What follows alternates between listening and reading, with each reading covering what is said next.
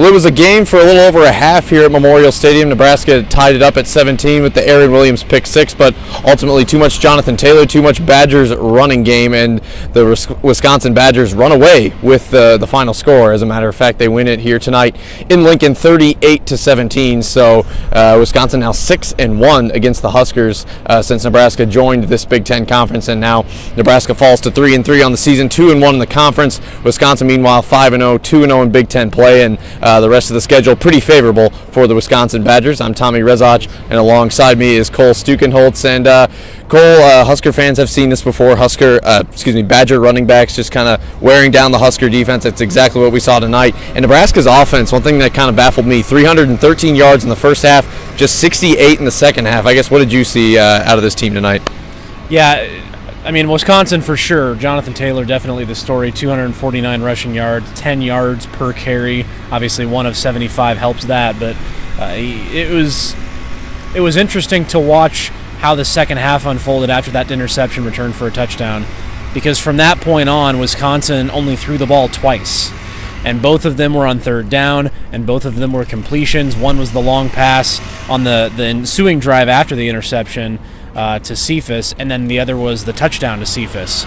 They literally only threw it 2 times after that pick six, and I don't think they punted. I mean, they didn't have to, which was the problem. Nebraska's run defense just fell apart, and if you go back to that play that they had in the first half, the one that broke it, 75 yards, that was the straw that broke the camel's back. You had them backed up, and they kind of had to throw it there too.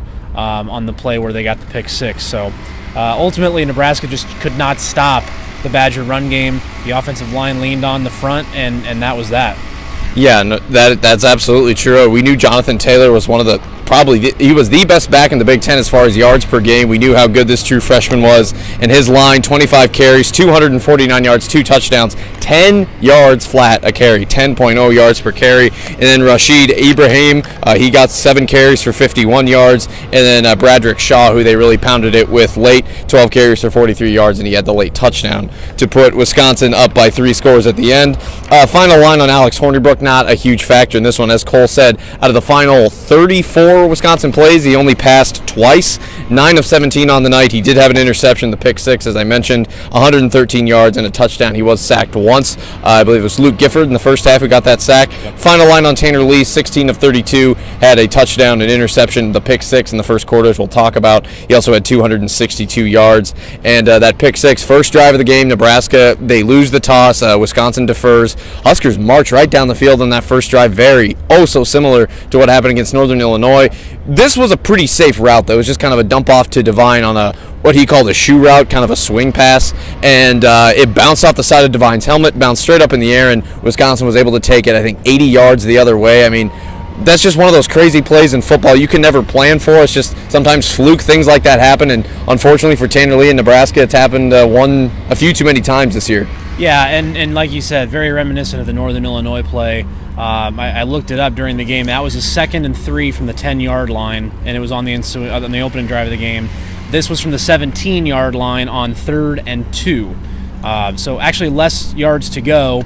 Danny Langsdorff obviously was asked about that play. That was maybe half of the discussion time, discussing that one, the play call, what happened, would you call it differently? All that stuff was discussed, and ultimately Langsdorff kind of defended it, saying, it was a touchdown if he catches it because they had this blocked and he goes around here. And then at one point he called it a bad play call because of the result, which I don't know that it's a bad play call because of the result. I think it might just be a bad play call because why are you throwing the ball laterally on a 3rd and 2? Yeah. Neither here nor there. He's the offensive coordinator, not me, but I think a lot of the folks who were surrounding them in the media, we were all kind of wondering about that play call when they'd seen it go sideways already this season. So it was a hole that Nebraska put themselves in yet again, and they were able to respond better this time against a much better team as well. Ultimately not enough to get the job done. The offense had a lot of opportunities, but didn't cash in on enough of them. Yeah, that's absolutely true. No Mikhail Wilbon in this game. So Divine Azigbo, we didn't see Jalen Bradley either. He was available, but he didn't get any carries, so it was all Divine Azigbo out there. Final line on Divine tonight, 23 carries, 112 yards north of the century mark for 3 straight weeks. Did not crack the end zone, but another solid run by Divine. Tanner Lee wasn't sacked, so if you want to get a positive takeaway from this game, it'd have to be offensive line and Divine Azigbo especially. And I think Tanner Lee was pretty good in the pocket, had a lot of poise, stepped up a lot, avoided the rush. The bootleg, they ran that a lot tonight, and Coach Riley said in post-game that they ran that pretty well, so I guess that's one good takeaway.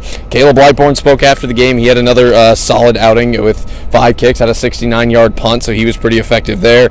But yeah, other than that, you look at some of the team numbers here. Nebraska getting outrushed 353 to 110. That was really a big difference there. Time of possession, Wisconsin dominated, especially in the second half. 36-41 for the Badgers, 23-19 for the Huskers, and then also third down conversions. We've talked about this. 7 of 15 for the Huskers isn't bad, but Wisconsin was pretty good themselves. 6 of 11, and then Nebraska electing to go for it on a fourth down and not converting. Yeah, that was late in the game. The third down thing was really part of what swung the game after that pick six, because at the point where that happened, Nebraska was pretty efficient. They were 5 of 10 in the first half on third down, and they had just completed a couple of passes on third down to J.D. Spielman the previous drive right before they punted and pinned Wisconsin deep. So at that point, Nebraska might have been, 7 of 14, still 50%. Wisconsin at the time was 1 for 6. And then they converted both of the passes on the next drive after the pick six, and then they obviously got a few more. So that was really where the game turned. I mean, Nebraska did respond after throwing the pick six. They got the ball. They got the ball. The game tied at that point, 17-17 with the pick six. But Wisconsin, I mean, you got to credit their run game, credit Alex Hornibrook for being able to deliver on those 2 third downs.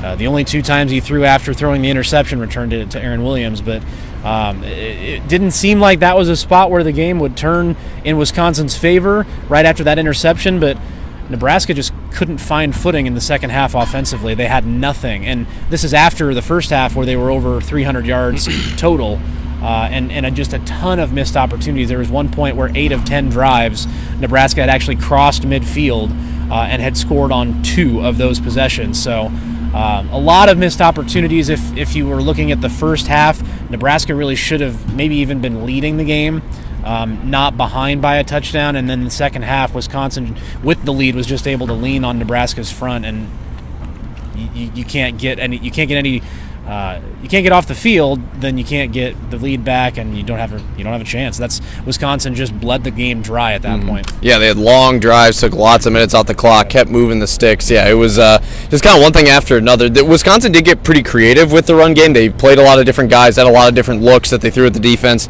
At least that's what Luke Gifford told us in the press conference, and yeah, we saw that for ourselves. And the pick six by Aaron Williams was a 14-yarder. That came with 10:43 to go in the third quarter. So that at that point, it's tied at 17. And then it's 21 unanswered points by the Badgers. Coach Riley mentioned this in postgame. He was really impressed. By the way, I think Wisconsin had an 86-yard drive after that. That was when Quintez Cephas, their second best receiver, that's when he caught the big third down play. That was a 31-yard gain on I believe like a 3rd and 4 right around midfield.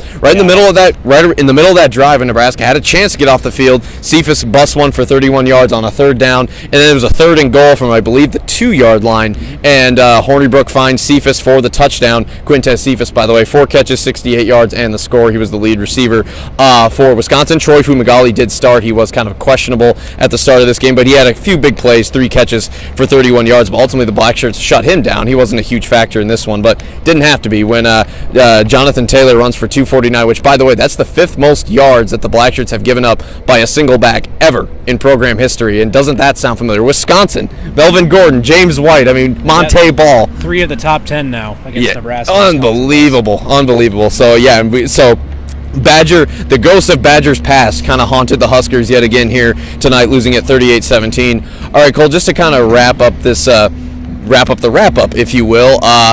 Top 10 team in Ohio State coming in. They thrashed Maryland today. This is a team that they did lose earlier in the year to Oklahoma, but Ohio State, obviously, they beat Nebraska 62-3. It's another top 10 team. Nebraska is now 3-3, 2-1 in the conference. We mentioned Wisconsin is now kind of in the driver's seat in the Big Ten West. A lot of adversity this team has faced. Coach Riley's job still weighs in the balance. I guess if you're Nebraska, how do you get up? How do you prepare for a team like that? Yeah, if you're looking for signs of life here, I think you start with Tanner Lee coming from this game. His line doesn't look overly impressive. He was only 50% passing, but gosh, go back to that first half. He's moving around in the pocket. You mentioned the bootleg action. They got him on some of those design plays to get him outside. He finds J.D. Spielman on third down pretty consistently. He found him 4 of his conversions were to J.D. Spielman, so he's becoming part of the pass game. Stanley Morgan, 100 yards in the first half. He had that huge play for 80.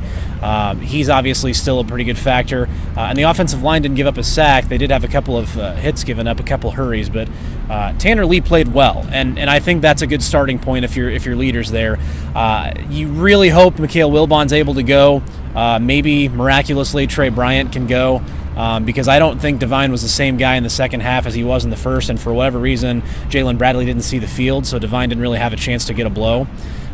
So that's offensively. Defensively, I think the plus is Ohio State isn't as committed to running the ball as Wisconsin is. They also have probably a little bit more skill talent, and they can, JT Barrett's, I think, a little bit better passer than Alex Hornibrook, and he'll probably do more of it as well. So it'll just be a different look. Whether that's a good or bad thing, I guess time will tell. But there are some signs of life here, and Tanner Lee's definitely one of them. And then secondly, Nebraska did overall just show more resiliency than they have before in this season, and against a better team as well. Just ultimately didn't have the horses to win it in the end, and on to the next top 10 team at home. Yeah, that's right. Back-to-back. That's a 6:30 kick, so that means pregame will be at 1:30 on KLIN. And we'll know more about the Buckeyes. We'll talk about it on Monday morning, 11:30. Coach Riley will take the podium, and full post-game reaction and analysis online at KLIN.com. That's you also find coverage of the Monday press conference there, too. You can always follow us on Twitter at KLIN Radio for all the latest updates. And you mentioned Devine Ozigbo, 96 yards in the first half, 16 in the second half. That's just kind of part of the one. It's kind of one big stat that kind of told the whole story. Nebraska wasn't able to run it in the second half. Wisconsin was. Kind of a tale of two different things there. Wisconsin moving the ball, Nebraska didn't, and that showed in the final score. The Badgers knocking off the Huskers 38-17. That's going to do it for this recap. Again, go to KLIN.com for all of the latest on this game and on practice updates and everything else.